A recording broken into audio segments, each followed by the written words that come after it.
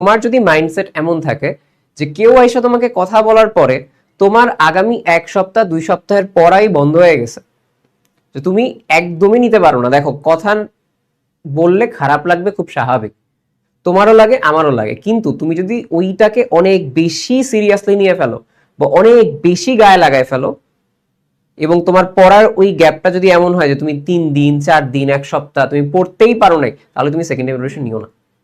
কারণ তোমাকে এটা ধরেই রাখতে হবে যে তোমার সোসাইটি এসে তোমাকে কথা বলবে, ভাই মানুষের কাজ নাই তোমার এসে কথা বলবে, তুমি যদি ওইটাই কথা তুমি দমে যাও, তাহলে তোমার সেকেন্ড প্রিপারেশন আর দরকার নেই।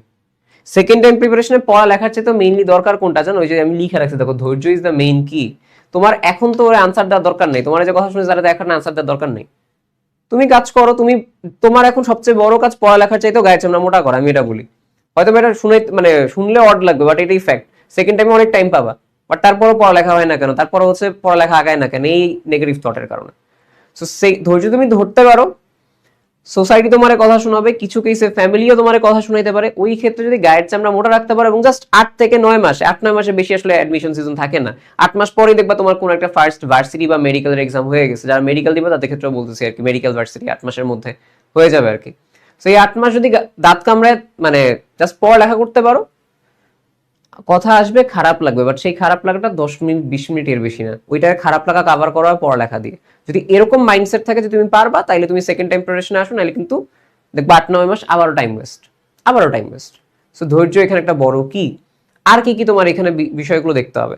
আর দেখতে হবে তোমার ব্যাচমেট যারা, এটা একটা তো আমি সোসাইটির কথা বলছি যে এটা একটা, তোমার আত্মীয় স্বজনের মধ্যে দেখবো অনেকে ভালো রেজাল্ট করছে, তোমার ফ্রেন্ডদের মধ্যে দেখবো অনেকে ভালো রেজাল্ট করছে, তারা দেখবা অনেক ভালো ভালো পোস্ট দিচ্ছে, তাদের এই বিষয়গুলো শেয়ার করতেছে, কিংবা সেই ফ্রেন্ডগুলো তোমাকে অনেক বেশি ইগনোর করতেছে। তুমি যদি এই বিষয়গুলোকে গায়ে লাগাও খুব বেশি পরিমাণে, দেখো গায়ে লাগবে খুব স্বাভাবিক, আমি জানি তোমার, আমি যতই বলি না কেন গায়ে লাগবেই, বাট এটা যদি খুব বেশি গায়ে লাগাও এবং যেটা যদি তোমার পড়ালেখায় ইম্প্যাক্ট ফেলে, তাইলে সেকেন্ড টাইম প্রিপারেশন নিও না। এটা একদমই প্রথম কথা, যে সেকেন্ড টাইম প্রিপারেশনের মেইন কি, আমি নাম্বার নিয়ে পরের কথা বলবো। তুমি নেগেটিভ থটটাকে যদি ডিল খুব বেশি ভালোভাবে না করতে পারো, নেগেটিভ থট বলতে কি, এই যে বললাম যে তোমার নেগেটিভ থট আসতেই পারে, বাট এটাকে তুমি যদি 2-3 দিন সময় নষ্ট করে ফেলো, তাইলে তোমার জন্য না। কারণ 2-3 দিন পড়ালেখা নষ্ট মানে তোমার পড়ালেখার ফ্লোটাই নষ্ট হয়ে যাবে। ওইটা আস্তে আস্তে আবার 1 মাস, আবার 3 দিন পড়বে, আবার নষ্ট হয়ে যাবে। সো এইটা আসলে টাইম কনজিউমিং হবে, প্রথম কথা। সো ধৈর্য এখানে হচ্ছে মেইন কি তোমার জন্য।